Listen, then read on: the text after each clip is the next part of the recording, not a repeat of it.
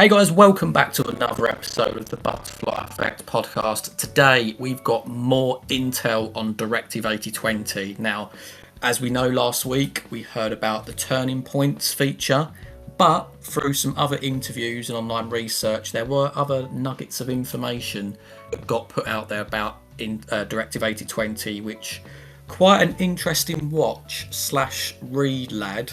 And I've got to give a shout out to Arkham as well, who also did drop some of this knowledge into the comments of our last video as well. But mate, I'll start off with perhaps like the most standout feature that we're now going to get in Directive 8020, which is called Destinies, which essentially is almost built off the trait system like we had in Until Dawn. So certain decisions that we make can shape the future of characters if they survive.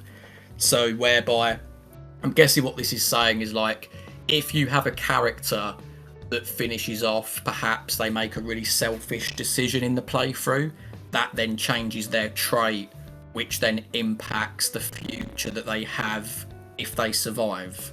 If you catch my drift. So what are your sort of thoughts on that? Do you like that idea? I really do. I think it's important, and it definitely gives more depth to the choices we're going to make. And I think if you look at the whole theme of this game, it's heavily inspired by things like Event Horizon, Alien, and the biggest one probably being The Thing. Now, the big thing about that is it's not like classic horror. Yeah, there's going to be these monsters in there, but one of the main villains and the main sort of jeopardies is actually probably going to be paranoia, right, in each other. And I think I can see instances already where we might be scared that like lots of people are aliens, and it might be that we end up shooting innocent people, and it might be that we rubbed the crew up the wrong way, or we threatened them, we've held them at gunpoint, and that could actually, cause an issue, because it might be that like our lives are in that person's hands afterwards. So I think, considering the theme of the game and the themes we're going to get from the game, I think that's a really clever call, and I'm just so excited to see all the variations we get from that. I think it's interesting as well. Maybe I'm interpreting this wrong, but it's almost determinant on what their future is if they survive. So like, you know how we usually finish a game and it's like, oh great, they all survived, up to credits, right? Presumably, maybe like Quarry style, we're going to get some title cards whereby if characters survive, it talks about what they do post the events of the game. If it is along those sort of lines, I think that is really cool, because it sort of shows like that how much care that they're giving to the span of these characters that we're going to be playing as within the game.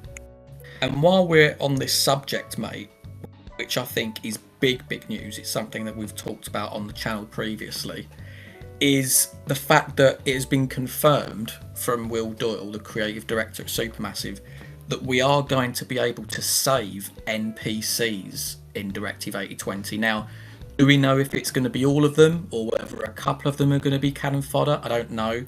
But in the GameSpot interview, he did say that NPCs will be savable, So what are your thoughts on that? It's interesting. It's a really clever ploy, because you're going to go in there wanting to save people, and it's going to prevent you from being super ultra paranoid to the point you're just shooting people left, right, and center, right? Just to make sure the alien threat's at bay, right? So, I mean, we've had it in the past a little bit. Like, I can think of like Junior maybe is the only one. I don't think you can really save any NPCs in House of Ashes, right? So I really like the fact that you could either have Junior in your game or not afterwards. So I think it's really cool. You know how usually we say, oh, how many people out of 5 did he save? And it's usually like 2 out of 5, 5 out of 5 or whatever. It's going to be interesting that, the conversations might end up being more like free playable and free NPC. And that's just going to kind of spawn this different kind of conversation. And that really fascinates me. Think, because if I'm not mistaken, I believe that there's 10 crewmates, right? So we've got the 5 playable and then 5 non-playable. I might be wrong there, I'll have to double check. So if that is the case, my expectation would be that there is still a couple of them that are cannon fodder. But if it's the case that you can save all 5 characters and save the 5 NPCs as well, that would be incredible. And that would be like an insane blind playthrough if you managed to do that. So Yeah, I mean, very, very welcome. We've said this before on the channel, like it'll be pretty good for certain characters to survive if they're an NPC. So we'll have to see when we play the game how that shapes up. The next little bit of news is all to do with, and this is what Arkham was saying here, is about the collectibles mission, which we saw in the digital deluxe edition that I think we covered in the last video, mate. Apparently, it's going to be called the Dark Pictures Heirloom Retrieval. So it's secret collectibles that you can find littered in the world of Directive 8020, whether they're relics or dolls that hark back to previous DPA games that reveal secrets in how they connect to Directive 8020 itself and the general DPA universe. So I'm guessing I almost say that this is like what they did in Frankstone, you know, with the dolls and how they related to the DBD universe, but it looks like they're bringing it into 8020, mate.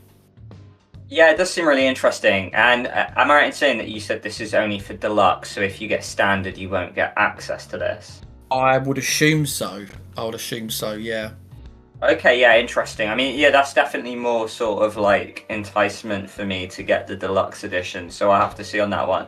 But yeah, really interesting because, like, obviously the first 3 DPA installments, you know, you have like your 50 clues. I imagine we're probably still going to get that. So standard, you know, edition gamers still have something to sink their teeth into with that. But then the devil in me bought that Obel thing, and it almost seemed half cooked, or like they were cooking up something and it was going to bleed into next games, or they almost pulled the plug on it a little bit. The Obels thing was a little confusing and a little half baked for myself. So that does seem really cool, and I really did like that Frank Stone edition, considering as well I am like a Dead by Daylight fan as well. So yeah, it'd be really cool just to like pick up some things and kind of like find some like Man of Medan or like Little Hope memorabilia lying around. So yeah, you know, I'll take that. And you know what, speaking back to DPA Season 1, we've got to address the elephant in the room, which is the Curator. Now, it has been released. There's a spokesperson for Supermassive Games that said that the Curator is actually going to be very much in the background in Directive 8020. It felt that he didn't quite fit the aesthetic and the general thing that they were going for in 8020. He's not been abandoned completely, but he's going to have a more background role. Now, lad, how do you feel about that, given the somewhat cliffhanger they gave us in The Devil in Me, where it looked like the Curator's story was about to go into the next stage? It's a difficult one because, like, for me, like, I never really saw the Curator as more than like a narrator between scenes, right? Like, I don't see him on the sort of same utility as a Dr. Hill or an Eliza, for example. I still really enjoy his scenes. But I know a lot of people really cherish the Curator. He's like, you know, a favourite part of a lot of people in the odd DPA games. So if that translates to that we're not going to get repository scenes, as you mentioned a little prior, mate, that will be a sad miss. I think you mentioned to me as well that there's going to be a little bit of a structure shake-up, so there's clearly something in mind. But it might have something to do with the rights to, like, Tony Pankhurst's face, you know, maybe not, like, using him out of respect and stuff. I'm not sure, like, the legalities and the logistics there. So it might be that, like, they have to do it, on, like, legally or, like, out as a matter of respect. I'm unsure. So it'll be interesting to see how it changes it going forwards. Because obviously they're dropping a big part of the title name, right? It does almost feel like we're going to get like a completely fresh game and a completely fresh title. And I think it's going to be something that's very unlike anything we've seen before. Which I'm not like, I don't, you know, hate too much, because I've been calling for ages that the game started getting stale for myself a little bit. So maybe this is the shake-up we need, but it will be sad to see the Curator go because he is such a staple person. And like you say, we had that cliffhanger, and I feel like they were going to tap into his story, and it just begs the question, is that story just gone now? Yeah, I mean, this is it. And another thing that Arkham's put here is, are the pictures going to exist? Now, I'd like to think so, because otherwise, how else are we going to get premonitions in the game, unless that's, again, something they drop. But if that is the case, if the pictures are somehow gone and the Curator's gone, I do sit there and think, so what is it about the Dark Pictures games, in quotation marks, that make them separate from an Until Dawn, from a quarry, from a Frank Stone, because a lot of the things that they've implemented in the quarry and Frank Stone are now coming into the DPA universe. And I think the things that make the DPA universe stand on its own 2 feet, one was the branding, which has been let go of clearly, where they've cut ties with Bandai Namco and they're going it alone. Also the fact that the Curator's taken more of a back seat, so it'd be a bit too far to say it's almost like having an identity crisis, but I sort of wonder, are they going to slowly fizzle out the Dark Pictures name? Because otherwise it's going to, every few years, if they make one of these games, it's going to have a similar feel to what we've played in previous years already. So the final bit of tidbit information that I'm going to give you, mate, that I found out from this GameSpot interview, is the fact that there's going to be settings to configure the game. So obviously we've had this in the past, whether it's to do with the QTEs, but these settings are going to be involved for like the stealth sections. So those moments where you're controlling the stick, it's not a QTE, it's not a choice, you're going to be responsible for sneaking past the aliens, and if you don't, you will obviously die. Apparently you can also change the settings for this specific feature as well. So if you want to make it a little bit easier on yourself, you can do that. So I guess, what is your sort of thoughts on that? Do you like the fact that there's that level of customization there?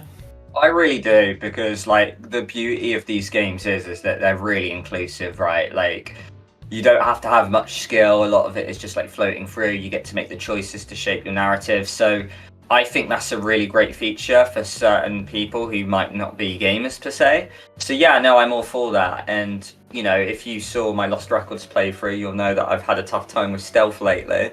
So that might be something, I want to look at. And also, anyone who knows me on this channel knows that I can't fucking do heartbeat sequences. So I've been begging to kind of change that up for years. So if there's like ways that I can get around that, I'm taking it, because I've been killing people off left, right and centre lately, mate. Interesting as well, because maybe this is the direction that they're starting to go, but I wonder how this is going to be implemented in future games.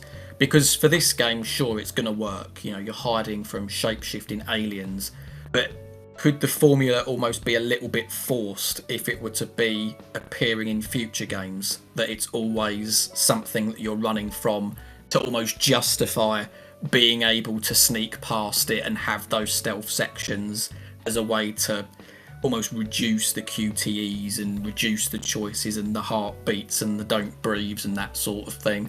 Or I wonder if perhaps each game's going to have its own unique mechanic to make it stand out from what we've had previously, but time will tell. But actually, tell a lie, there is one more bit of information, mate, and I suppose it's more of a talking point. First of all, movie night has been confirmed to come back, but I have not confirmed whether shared story is going to come back. Now, for me personally, I'd love to use the shared story mode, but of course it doesn't have crossplay, and that's something that we've been banging on this channel pretty much since its inception, haven't we, mate? But have you got any sort of feelings like towards shared story? Like, are you bothered that it's probably going to be dropped? Yeah, and before like the cross play thing, that would be sick, wouldn't it? Because we'd be able to like play one of these games together, and I think that would just be a really unique class thing we can do on the channel. But yeah, shared story, if it is dropped, it is sad, because although I only ever played one game blindly in shared story, and that was Little Hope, but that was couch co-op, so that's just almost a case of passing the control around. It is sad because people in our comments have confirmed that is how they play these games, and so like they're going to lose a chunk of their audience, or at least some people are going to have to play it solo for the first time, and a lot of people like these games because they see it as maybe like a bit of a party experience. So yeah, if they do drop it, that is going to suck for some people. Although it doesn't affect me and you that much, I am thinking for the wider room here, and I do feel real sorry for those guys. I can't help but feel that survey that we had post Devil in Me had such an impact on this. I mean, to me, it's not been confirmed, but when watching the interview, the fact that movie night was brought up and shared story wasn't, for me personally, I just see that as quite telling. So yeah, it is very unfortunate for those who really like shared story. But guys, there we go. That was sort of a massive info dump on lots of things regarding Directive 8020. We covered some new features. We covered some things that may not be in the game. And yeah, that's pretty much that. Have you got anything else to add, mate? No, not at all. Just that I'm really excited. Like I've said on the channel a few times, that I've kind of grown a little tired of DPA. Not like that I dislike the games, but there's just something about Directive 8020 that looks fresh and thrilling. And I'm just gonna say it now. I think this is gonna be the strongest one of the bunch. I just have a gut feeling it will be, mate. Yeah. Well, here's hoping. And yeah, roll on October 2nd. But other than that, guys, obviously stay tuned on the channel. We're going to have more content in the build up to Directive 8020, so you can check that out. Obviously subscribe if you're finding us for the first time. We cover all sorts of games, not just Supermassive. And yeah, thanks for listening. Take care, guys. See you in the future.